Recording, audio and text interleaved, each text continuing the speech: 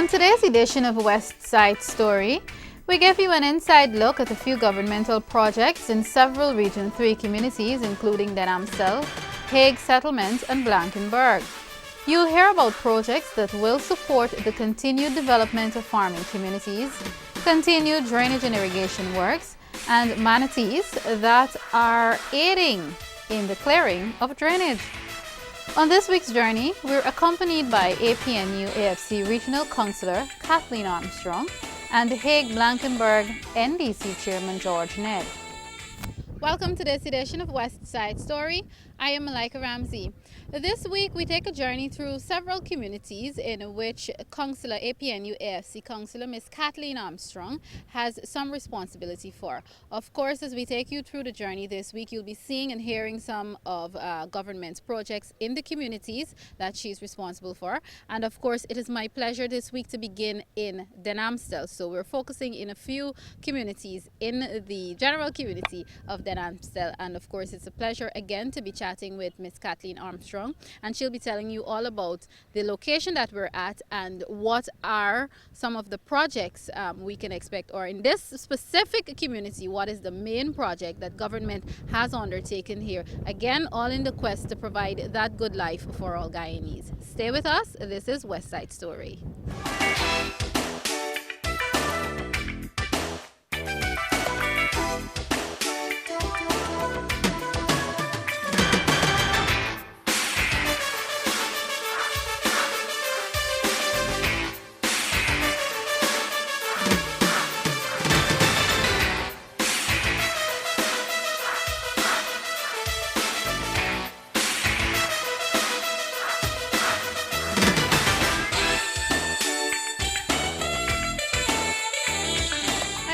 APNU AFC Councillor Miss Kathleen Armstrong. Of course, she's one of the councillors you were introduced to in our first edition of West Side Story. Today we get down to business. We are talking about and we're showing you some of the projects government has undertaken to make the community, the Region 3 area, actually a better one.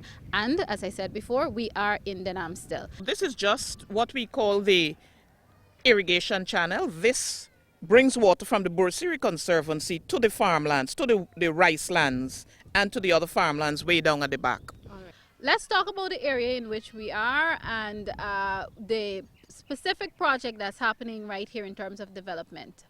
Well, Malika, this is the avenue to the farming area. And initially, the whole area had eroded. So government undertook to do the revetment along the dams.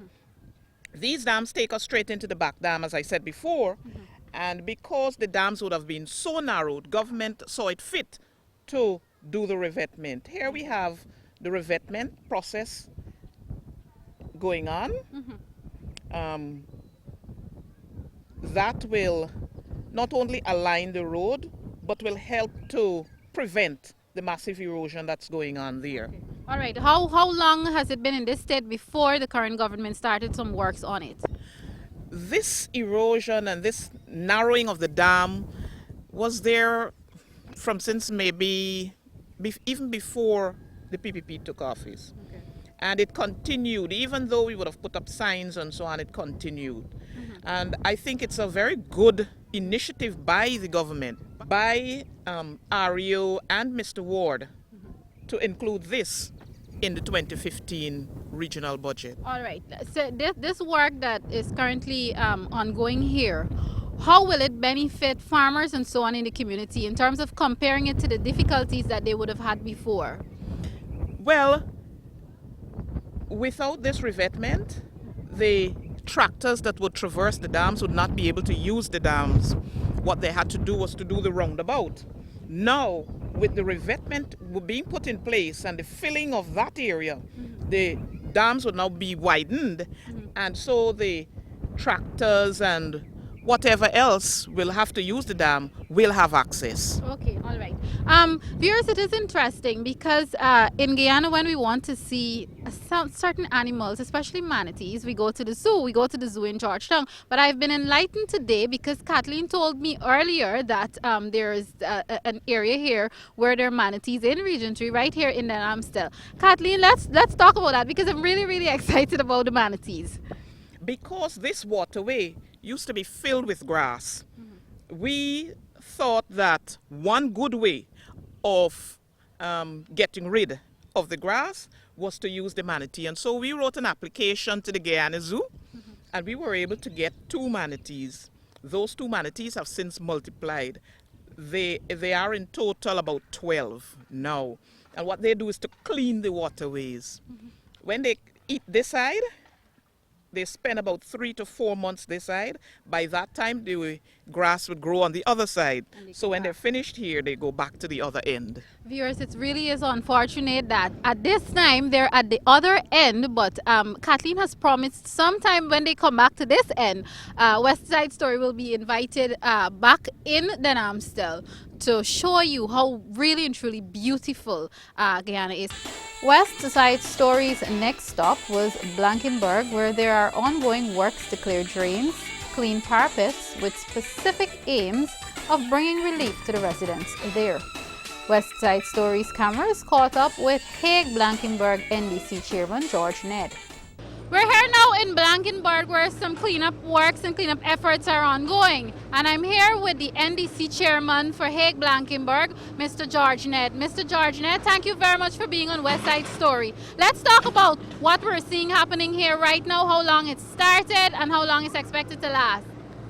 Thank you very much for being here and for highlighting activities in the community. What we have got going on here presently is excavation of a secondary drain. This drain, in effect, drains about 60 households. Across there would be the Buru housing scheme, which has been a recent development. That, merged with the old Blankenburg area, has created a problem in that they have a drain in common. And as such, the volume of water from both areas tends to be quite a lot. So we need to have these drains effectively cleared so we would alleviate any sort of flooding within the 2 areas. The old Blankenburg area, as was residential, and the new Blankenburg housing scheme. All right, so just to be clear, this is a project that's supported by government? Well, this is a maintenance exercise. And the equipment being used here presently are the government of Guyana equipment. Okay. They come under drainage and irrigation, and there is a regional counterpart arrangement. All right. How long is this work expected to continue for, sir? And would it be after that continued maintenance at, would it be every year, every 6 months? How is that going to work? This is a window of opportunity for us because what happens is that the equipment has to be deployed in different NDCs within the region. But we are fortunate in that it has been deployed here, and we are doubly fortunate in that we've had the use of all three pieces of equipment, and they've been here for about almost a month. Okay. And they've been giving us maximum support as it relates to getting our internal drains done. Okay. All right. Thank you, sir. Thank you so much for allowing West Side Story to take a peek into this effort and this continued project. Thank you. You're most welcome.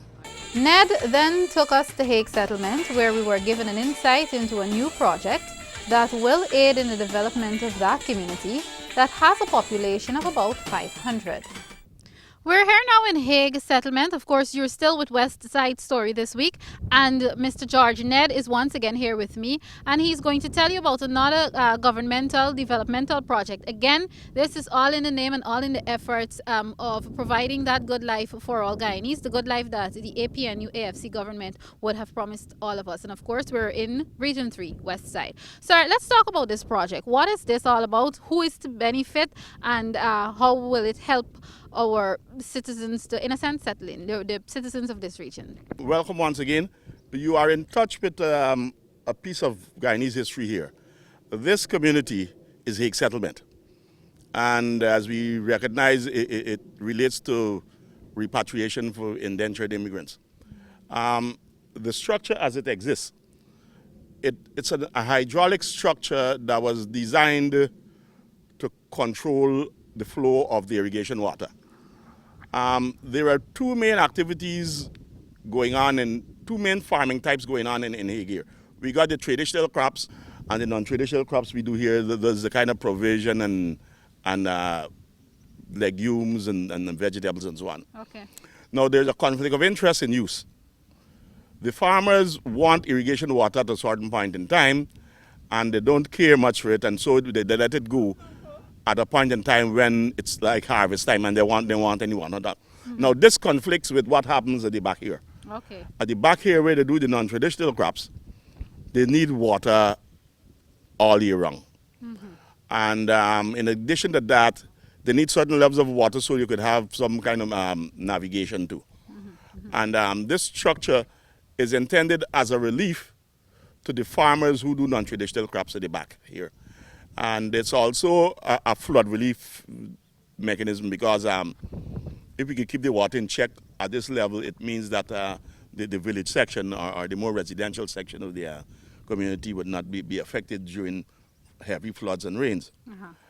But indeed, this is a structure intended to facilitate, in large measure, the non-traditional crop farmers in the back here, people like Rimal Gangadin, who's been a provision and vegetable farmer all of his life, mm-hmm. and who, at points in time when the rice farmers don't want irrigation water and they drain the irrigation, he has got difficulty both with navigation and irrigating his fields. Okay, all right.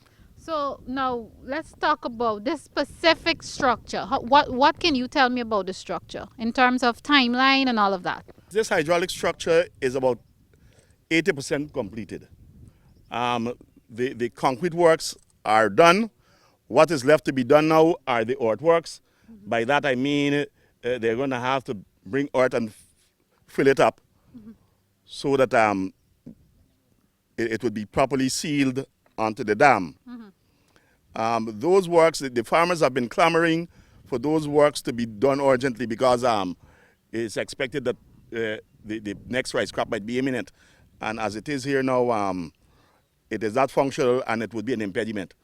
So it is about 80% completed, and we expect that during the next week, by the time the materials would have cured and it would be ready for the earthen filling. And that would complete the structure to alleviate the problems of the farmers in the non-traditional crop section.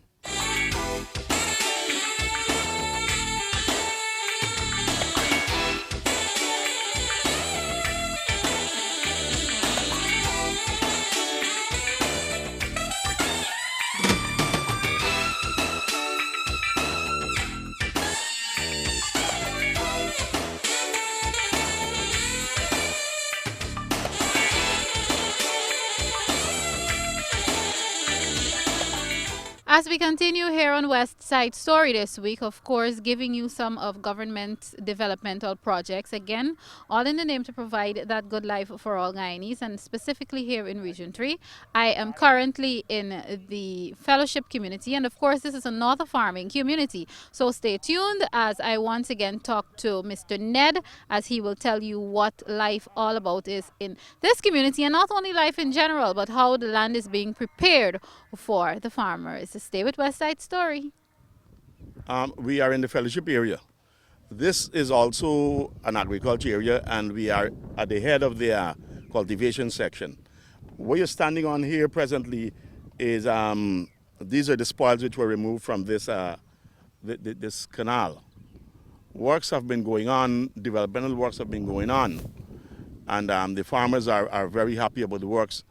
But there has been a little hitch in that the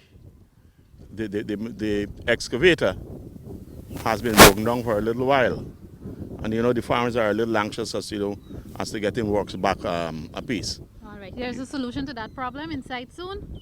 I'm in discussions with the engineer and the CEO, and they're trying to secure the parts to have the machine going. And they promised me that would be done very early. Okay. So, we hope that they stick to that promise and that we can get the works going again. All right. So who will benefit when those works start going, and how will we move forward from there once the work start again? And is this supported by government? Yes, this is basically an interest project in that the government has recognized that the farmers have got the need, and the machine has been deployed to assist the farmers with excavation of the channels. The farmers will benefit, rice and provision farmers, and we got a growing cadre now of provision farmers who have developed a little affinity for the land that they're going back. The farmers' rice and non-traditional crops would benefit, and the nation as a whole would benefit from the produce coming out of these areas. All right. November is Road Safety Month in Guyana, and West Side Story took the opportunity this week to speak with the man in charge of the National Road Safety Council on the West Side. Let's meet retired Senior Superintendent Owen Trotz. November has been designated, as always, as National Road Safety Month. Now I am still here on West Side Story, and of course this is focusing on the National Road Safety Council, the West Demerara National Road Safety Council. I'm here with the chairperson for that council, and of course it is former Assistant Senior Superintendent Mr. Owen Trotz. Mr. Trotz, welcome to West Side Stories. Good to have you. Let's talk specifically about the activities that your organization would have organized to observe Road Safety Month in Guyana. Thank you, Ms. Ramsey. Thank you for having me on your West Side Story. I'm here as the West Demerara Road Safety Association president. With me, they have some members, and they also have some drivers and members of the West Demerara Minibus Association Hire Car Association. While I choose this spot, on the 28th of this month, we will have what you call a street fair somewhere at this tarmac, sponsored by Ministry of Works and other agencies right here. And we want to sensitize the commuters, the road users, all categories of road users. As I mentioned, Ms. Ramsey on television, not only drivers do misuse the road. We have all categories: pedestrians, pedal-cyclists, motorcyclists. That's why we choose renewable styling, because it's a busy, very busy environment, and everybody have to traverse this environment. Also, I want to mention, Ms. Ramsey, on the 26th of this month, at the High Flood Community Center, we will have what you call a school children rally, fair and exhibition at the High Flood Community Center. And just Saturday gone at Vredenhoop, we had a service. We're not really celebrating road safety, we are commemorating road safety, because road safety is a serious thing. Because every year, a number of persons killed on this road. I was looking at the officer in charge of traffic on the West Demerara the other night on television on Face the Nation program. And it's not a good thing, but it's very good for the statistics on West Demerara. West Demerara, the statistics of person killed on the road is the lowest this year throughout Guyana, especially on the coastal corridor between Quarantine and Essequibo Coast. Okay.